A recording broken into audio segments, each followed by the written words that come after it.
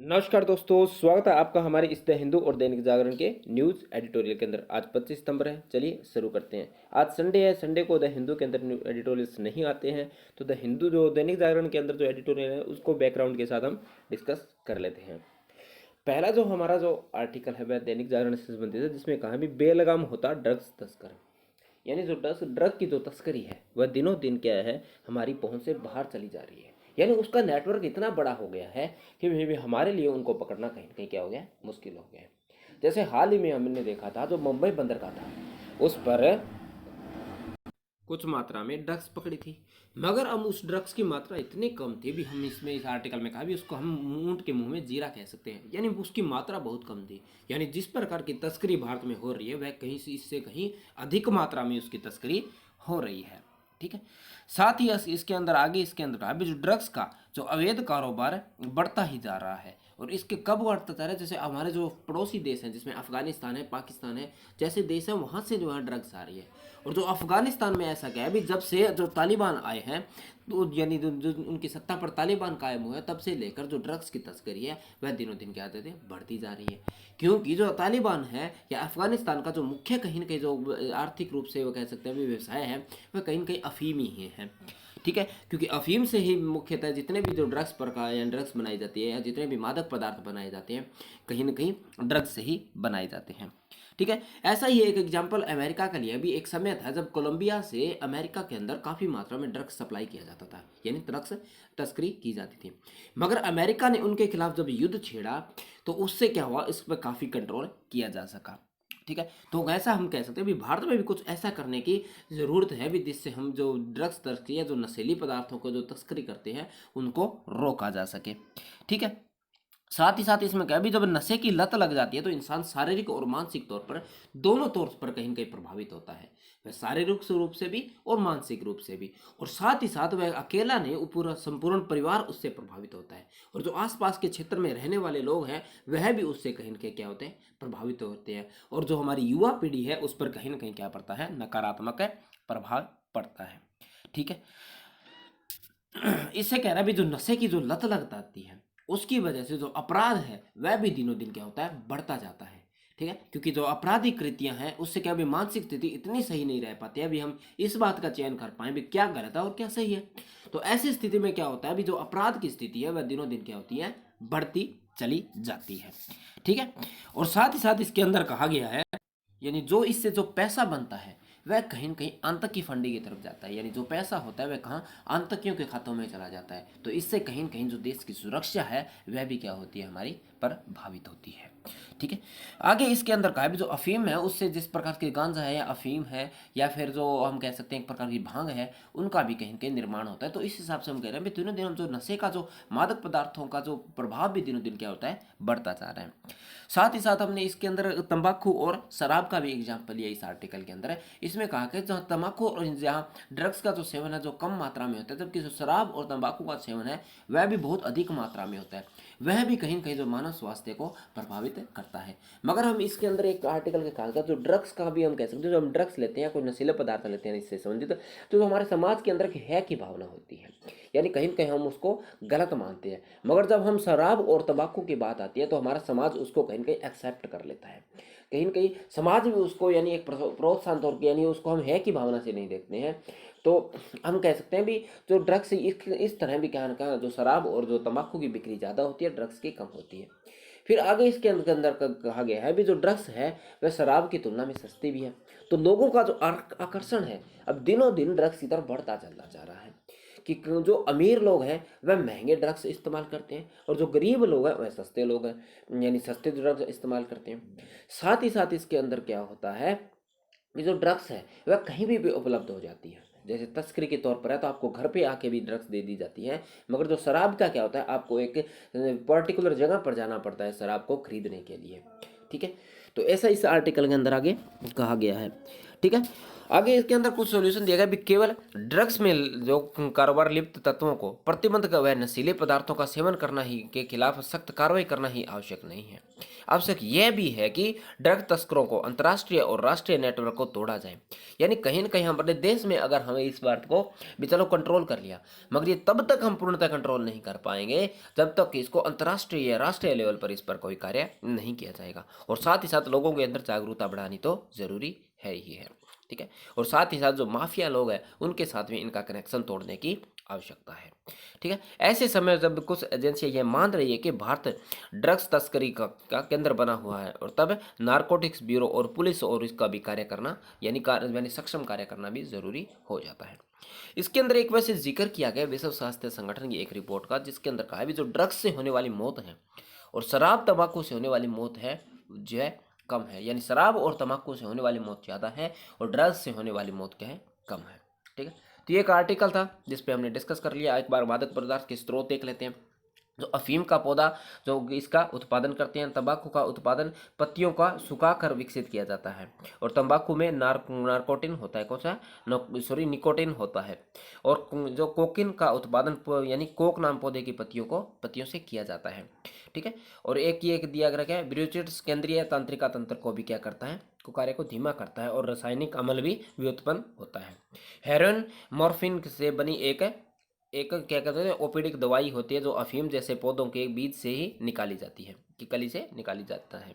और ये स्टेरॉइड मानव निर्मित पदार्थ यानी पदार्थ शरीर के स्टेरॉइड हार्मोन से निम्न स्तर पर कार्य करने का इलाज करने में भी कहीं कहीं काम आती है। ठीक है, तो ये इसके कहीं कहीं स्रोत है जहाँ से मादक पदार्थ बनते हैं। ठीक है, तस्करी का उपयोग कहाँ का था, जिसमें कहा भी वर्ल्ड ड्रग्स रिपोर्ट 2021 के अनुसार भारत में मादक पदार्थों के सेवन में तेजी से परिवर्तन देखा गया है। वर्ष 2018 के आंकड़ों के अनुसार 9 करोड़ भारतीयों ने भाग और ओपीडी का सेवन करने के लगभग 9 पॉइंट लोगों की क्या इंजेक्शन लेते हैं। यानी इसमें कहा गया भी लगभग 9 करोड़ लोग ऐसे हैं जो कहीं न कहीं इसे इंजेक्शन लेते हैं।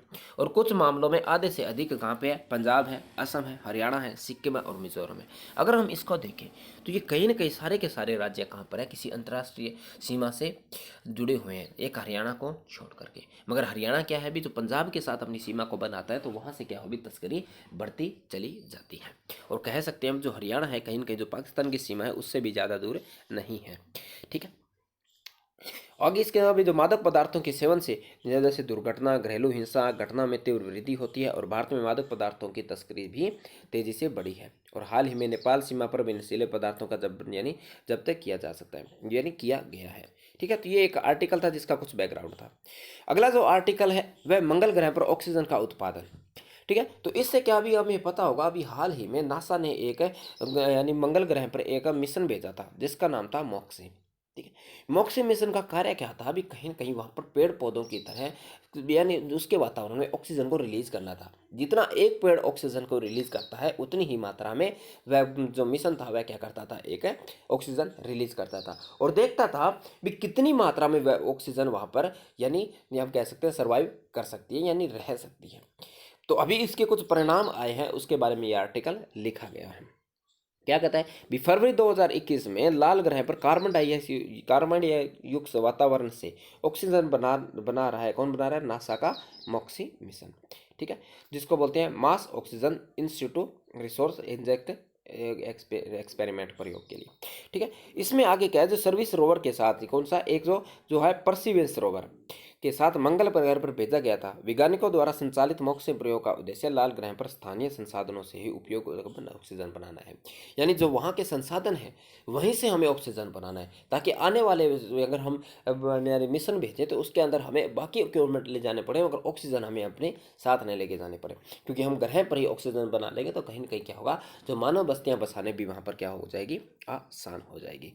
ठीक, जो मॉक्सी विभिन्न वायुमंडल परिस्थितियों और मंगल के विभिन्न मौसम के दौरान रात यानी ऑक्सीजन का उत्पादन करता है। यानी जिस प्रकार अलग अलग मौसम होते हैं उसी प्रकार वहाँ पर से ऑक्सीजन छोड़ी जाती है, और वह कहीं कहीं अपने कार्य में क्या रहा है, सफल रहा है। ठीक है, और ये कितनी लगभग 6 ग्राम ऑक्सीजन छोड़ता है, जो कि एक पेड़ 6 ग्राम ऑक्सीजन ही छोड़ता है, उस प्रकार से उतनी ही मात्रा में छोड़ता है। मगर आने वाले भविष्य में अगर बड़ा मिशन इस प्रकार का भेजा जाता है जो कि बड़ी मात्रा में ऑक्सीजन को छोड़ेगा, तो वह भी कहीं कहीं हम कह सकते हैं भी कहीं कहीं सफल हो सकता है। अगर इसकी सफलता के आधार पर हम अनुमान लगा सकते हैं। ठीक है, आगे इसमें क्या भी मंगल पर मनुष्य के प्रवास के दौरान पर्याप्त ऑक्सीजन का उत्पादन सुनिश्चित करना पड़ेगा। भी अगर हमें मानव बस्तियां बसानी है तो कहीं न कहीं जो ऑक्सीजन है उसका पर्याप्त है, हमें सबसे पहले उस पर पर्याप्त ऑक्सीजन का व्यवस्था करनी होगी।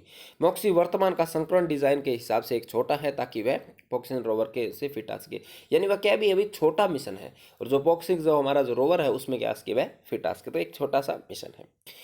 जो मॉस की वर्तमान में डिजाइन की सीमा के बावजूद भी उपकरण में दिखाए गए, यानी यही बात कही गई है इसमें, जो मंगल के वातावरण में शुद्ध ऑक्सीजन में परिवर्तन कर सकता है। ठीक है, बाकी आगे क्या भी आगे हम जो जिस प्रकार के इक्विपमेंट हमें ले जाने होंगे, तो हम कंप्यूटर हो गया, सेप सूट हो गए, तो ऐसे स्पेस सूट हो गए, ये सारी चीज़ें ले जा सकते हैं, मगर हमें जो ऑक्सीजन है ऑक्सीजन का इंतजाम हमें वहीं से हो जाएगा। ठीक है, तो हमें इस अलग से ऑक्सीजन ले जाने की क्या नहीं है, ज़रूरत नहीं है। तो मंगल ग्रह के बारे में देख लेते हैं। अभी मंगल ग्रह सूर्य की धुरी पर क्रम से चौथा ग्रह है। ठीक है, तो कौन सा ग्रह है, चौथा ग्रह। जैसे ये सूर्य है, फिर उसके बाद में इसे बुध ग्रह है, फिर इस प्रकार से सॉरी ये शुक्र ग्रह है, फिर पृथ्वी और फिर मंगल ग्रह है। ठीक है, ये थोड़ा सा क्रम देख लीजिए, मेरे को इसमें दोनों में कंफ्यूज लग रहा है। ठीक है, सौरमंडल का सबसे यानी दूसरा सबसे छोटा ग्रह है, और ये कौन सा दूसरा सबसे छोटा ग्रह है। और पृथ्वी मंगल पृथ्वी के आकार का लगभग कितना है, आधा है। ठीक है, मंगल ग्रह सूर्य की परिक्रमा कितने 24 घंटे और 6 यानी 24.6 घंटे में अपनी परिक्रमा पूरा करता है।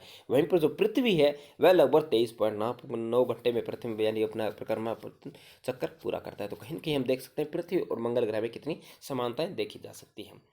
मंगल ग्रह का घूर्णन कक्ष सूर्य के चारों ओर अपनी कक्षा के तल पर सापेक्ष कितना 25 डिग्री में झुका हुआ है, जबकि जो पृथ्वी कितना झुका हुआ है, लगभग 23.4 डिग्री झुका हुआ है। ठीक है, आगे क्या था, पृथ्वी की भांति मंगल ग्रह भी अलग अलग मौसम पाए जाते हैं। जैसे पृथ्वी पर हमारे अलग अलग मौसम है, उसी प्रकार मंगल ग्रह पर भी अलग अलग मौसम पाए जाते हैं। मगर जहाँ पृथ्वी पर जो मौसम पाए जाते हैं वह क्या है भी काफ़ी लंबे समय के बाद परिवर्तन होता है, मगर जो मंगल ग्रह पर जो परिवर्तन है वह लगभग कुछ घंटों में या थोड़ी टाइम में भी वह परिवर्तन देखने को मिल सकता है। ठीक है, आगे कहते हैं मंगल ग्रह में दिन को यानी सोल कहा जाता है, और सौर दिवस वहाँ का छोटा रूप होता है एक प्रकार का। जो सूर्य दिन को क्या कहते हैं, उसको सोल कहते हैं, और वह एक सौर दिवस होता है, उसका एक छोटा रूप होता है। ठीक है, आगे इसमें क्या है भी इसी तरह धुरी या सुनहरी व हल्के पीले रंग जैसी दिखाई देती है, यदि उसका जो भूमि है वह किस प्रकार की, जो सुनहरी और हल्के पीले रंग की हमें दिखाई देती है, और वहाँ के चट्टान में लोहा ऑक्साइड और जंग के मिलते हैं, और धूलकण लाल कण दिखाई देते हैं, और इससे हम इसको लाल ग्रह भी कहते हैं। ठीक है, मंगल ग्रह पर एक पेरोप्लस नौ सौरमंडल का सबसे बड़ा ज्वालामुखी है। क्या नाम उसका, पेरोप्लस पेरोप्लस मॉन्स सौरमंडल। ठीक है, तो यह क्या भी है न्यू मैक्सिको राज्य के आकार का के समान है वाले पृथ्वी के माउंट एवरेस्ट से 3 गुना अधिक बड़ा है। मंगल ग्रह का वातावरण कौन सा पतला है और ज़्यादा कार्बन डाइऑक्साइड नाइट्रोजन और ऑर्गन गैसों से बना हुआ है। मंगल ग्रह के और कोई भी चुंबकीय क्षेत्र नहीं है। जैसे पृथ्वी का हमारा चुंबकीय क्षेत्र है, जो हमारी जो सूर्य की जो पराबैंगनी किरणें यानी जो हानिकारक जो सौर के विकिरण आती है उनसे हमारी रक्षा करता है, मगर मंगल ग्रह पर इसी प्रकार का कोई भी चुंबकीय क्षेत्र नहीं है। लेकिन दक्षिण गोलार्ध क्षेत्र में मंगल ग्रह की भूपर पट्टी अत्यधिक चुंबकीय है, यानी दक्षिण गोलार्ध पर वहाँ पर क्या है, चुंबकीय क्षेत्र है, इसलिए वहाँ पर हमें जीवन बनाना कहीं लिए आसान हो जाएगा, और इसके चुंबकीय क्षेत्र होने का भी संकेत है।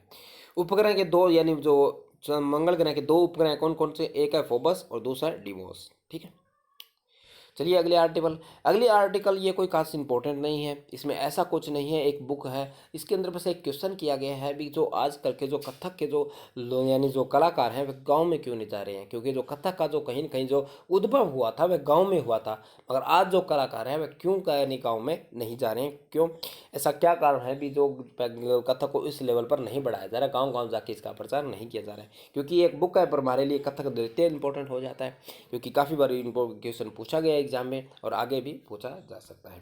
तो क्या भाई, कथक शब्द का उद्भव कथा शब्द से हुआ है, जिसका शाब्दिक अर्थ होता है कथा कहना। यह नृत्य मुख्यतः यानी उत्तर भारत में किया जाता है, ज़्यादातर कहाँ पर, उत्तर प्रदेश में किया जाता है। ठीक है, यह मुख्य रूप से मंदिर या गांव में प्रदर्शन किया जाता था, तो हम देखते हैं मंदिर और गांव में, मगर आजकल जो नृत्य है वह कहीं न कहीं गाँव में नहीं पहुँच पा रहा है, जिसमें नर्तक प्राचीन ग्रंथों की कहानियाँ सुनाते हैं। ठीक है, तो ये कहाँ पर जो प्राचीन कहानियाँ होता है उसके हिसाब से इसमें नृत्य साथ में कहानियाँ सुनाई जाती है और साथ ही साथ नृत्य किया जाता है। ये भारत में शास्त्रीय नृत्य है, ये भारत का एक शास्त्रीय नृत्य है। इसके साथ भारत के और भी शास्त्रीय नृत्य है, जैसे भरतनाट्यम है, ठीक है, ओडिसी नृत्य है, कथकली नृत्य है। तो इस प्रकार के जो हमारे शास्त्रीय नृत्य और भी है, ठीक है, वो आगे हम टाइम के साथ डिस्कस कर लेंगे जिस प्रकार उनकी न्यूज़ आएगी, ठीक है। आमतौर पर नृत्य में क्या होता है, अभी आमतौर पर एकल कथाकार और नृत्य छंदों का पाठ करते हुए कुछ समय के लिए रुकता है। उसमें क्या होता है, भी पहले नृत्य क्या करता है, भी कुछ समय के लिए रुकता है, कहानी सुनाता है और फिर दोबारा नृत्य को शुरू करता है और उसके बाद शारीरिक गतिविधियों के माध्यम से उनका प्रदर्शन करता है। भी जिस प्रकार की कहानी उन्होंने सुनाई थी, अब उसका प्रदर्शन वह शारीरिक मुद्राओं के आधार पर करता है। इस दौरान पैरों की गति अधिक ध्यान दिया जाता है, जो पैरों की जो गति होती है उसका पर अधिक ध्यान दिया जाता है। एकल बैल पहने जो नर्तकियों द्वारा शरीर की गति को कुशलता और नियंत्रण की किया जाता है और आधे पैरों का प्रदर्शन भी इसके अंदर किया जाता है, ठीक है। यानी इसके बाद तकार कथक के मुख्य पैरों की गति के में शामिल है। कथक शास्त्रीय नृत्य का एकमात्र रूप है, वह हिंदुस्तानी व भारतीय संगीत से संबंधित है। और कुछ जो नृतक कौन कौन से हैं इसके, बिजू महाराज और सितारा देवी इसके अंदर शामिल है, ठीक है। ये जो हमारा जो कथक नृत्य है, उनके एक जो कलाकार हैं उनकी एक यानी ये एक फोटो है जिससे हम उनकी वेशभूषा से समझ सकते हैं। कई बार पूछा जाता है एग्जाम के अंदर कि उनकी वेशभूषा का रंग कैसा होता है, तो वह कम से कम सफ़ेद और पीले रंग की साड़ियाँ पहनते हैं, ठीक है, या तो सफ़ेद पहनेंगे या पीली रंग की साड़ी पहनेंगे, ठीक है। तो इस वीडियो में इतना ही। अगर आपके लिए वीडियो हेल्पफुल होती है तो आप चैनल को सब्सक्राइब कर सकते हैं और साथ ही साथ अगर आपको वीडियो को अच्छी लगती है तो आप वीडियो को शेयर भी कर सकते हैं। तो ठीक है, मिलते हैं नेक्स्ट वीडियो में।